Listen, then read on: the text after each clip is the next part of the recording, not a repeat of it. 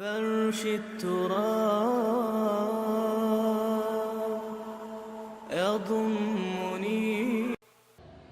دھواں اٹھتا ہے تو ایک کٹیا میں جو چورا جل رہا ہے اس سے بھی اٹھے گا تو جائے گا اوپر، اور محل کا کوئی بہت بڑا کچن ہے تو اس سے بھی اٹھے گا تو اوپر جائے گا. لہذا یہ غریب اور امیر کا فرق نہیں ہے، ہر شخص اس نیکی میں سے حصہ لے سکتا ہے. تمہارے پاس ایک روٹی تھی، تم نے آدھی دے دی کسی مانگنے والے کو، تمہارا حصہ ہو گیا، بہت بڑا حصہ ہو گیا. اور کسی بڑے امیر آدمی نے 150 جو ہے مسکین کو کھانا کھلا دیا، وہ اس کے قریب بھی نہیں آ سکے گا اجر و ثواب کے اعتبار سے اس شخص کے کہ جس کے پاس ایک ہی روٹی تھی اور اس نے آدھی دے دی. تو بر جو ہے حقیقت میں لیس البر ان تولوا وجوہکم قبل المشرق والمغرب ولکن البر من آمن باللہ والیوم الآخر والملائکۃ والکتاب والنبیین. میں بھی ایک زمانے میں اس پر کچھ متردد سا ہوتا تھا، کچھ سوچتا تھا یہ نیکی کا تعلق تو ہم عمل سے سمجھتے ہیں، یہاں ایمان کی بحث کی کیا ضرورت ہے؟ ایمان تو ایک باطنی حقیقت ہے، نیکی جو ہے وہ ایک ظاہری خارجی حقیقت ہے. لیکن پھر سمجھ میں آیا کہ اصل نیکی وہ نیت ہے جس کے ساتھ وہ کام کیا جا رہا ہے. اگر خیرات بانٹی جا رہی ہے، جھگیوں میں جا کر میلے کچیلے بچوں کو گود میں لے کر اپنی سفید اشکروں کو بھی خراب کیا جا رہا ہے، اور معلوم ہے کہ یہ اس لیے کر رہا ہے کہ آئندہ الیکشن میں کھڑا ہونا ہے، تو کوئی ہے جو کہے گا کہ یہ نیکی ہو رہی ہے؟ کام تو بظاہر بڑی نیکی کا کام ہے. نیکی کے لیے شرط اول اللہ پر ایمان ہے، اس کی موٹیویشن لو آف گاڈ. اس کے سوا اگر کوئی اور موٹیو ہے، اگر دنیا میں شہرت چاہیے، اگر اس نیکی کے ذریعے سے بھی مال کمانے کا معاملہ ہے، دھندا ہے، نیکی کے پردے میں دھندا ہو رہا ہے، وہ نیکی نہیں ہے، چاہے ظاہری اعتبار سے وہ بہت بڑی نیکی ہو.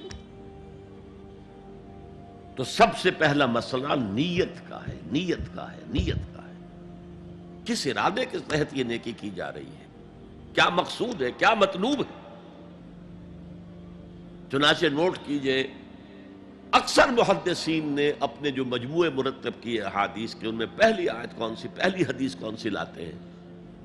حضرت عمر رضی اللہ تعالیٰ عنہ سے روایت ہے، انما الاعمال بالنیات. نیکیوں کا، نیک اعمال کا دار و مدار نیتوں پر ہے. وَإِنَّمَا لِكُلِّ امْرِئٍ مَّا نَوَىٰ. ہر شخص کو وہی کچھ ملے گا جس کی اس نے نیت کی ہوگی. فَمَنْ كَانَتْ هِجْرَتُهُ إِلَى اللَّهِ وَرَسُولِهِ فَهِجْرَتُهُ إِلَى اللَّهِ وَرَسُولِهِ. جو کوئی ہجرت کر رہا ہے، مکے میں گھر بار چھوڑ کر جا رہا ہے، اپنے وطن کو ترک کر کے جا رہا ہے مدینے کی طرف، صرف اللہ اور رسول کے لیے، اس کی ہجرت اللہ اور اس کے رسول کے لیے. وَمَنْ كَانَتْ هِجْرَتُهُ لِلدُّنْيَا يُصِيبُهَا.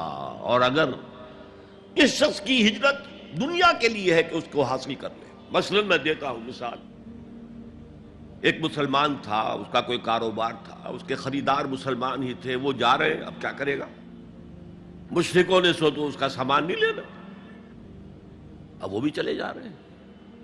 یہ اللہ کو معلوم ہے کہ اس کے ہجرت کا اصل سبب کیا ہے، ہم نہیں طے کر سکتے.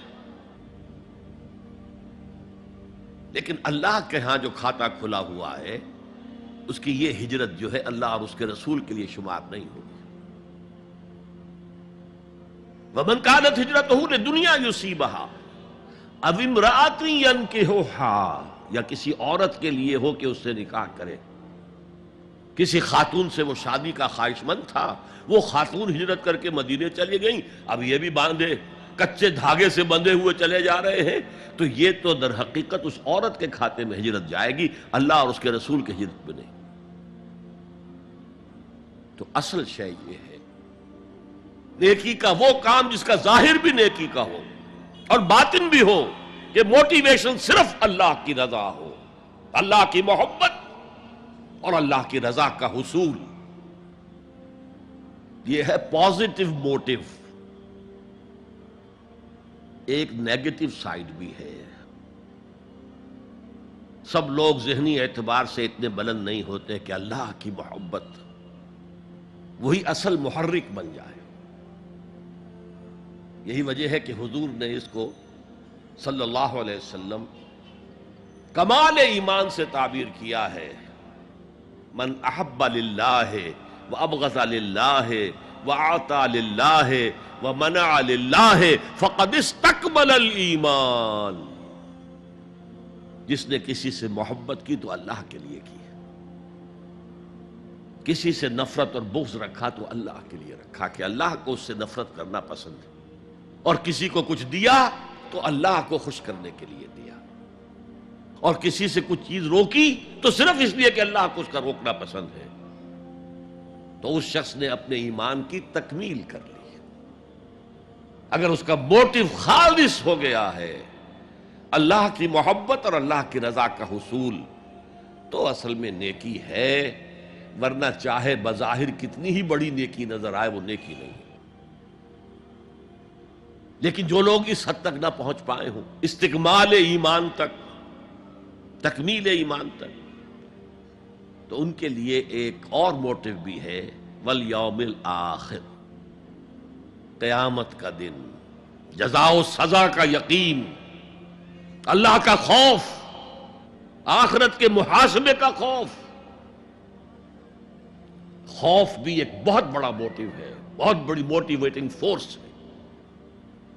اب میں یوں کہوں گا کہ اگر کسی عمل کا محرک ہے صرف اللہ کی محبت، اس کی رضا کا حصول اور آخرت کی نجات، تو وہ نیکی ہے. اگر یہ نہیں ہے، کوئی وطن پرست ہے، وطن کی محبت کی وجہ سے کوئی نیک کام کر رہا ہے، اس کا وہ کام وطن پرستی کے کھاتے میں جائے گا، خدا پرستی کے کھاتے میں نہیں جائے گا. کوئی قوم پرست ہے، اپنے قوم کی محبت میں کچھ کر رہا ہے، تو اس کا وہ نیک کام قوم پرستی کے کھاتے میں جمع ہوگا، خدا کی پرستش کے لیے نہیں.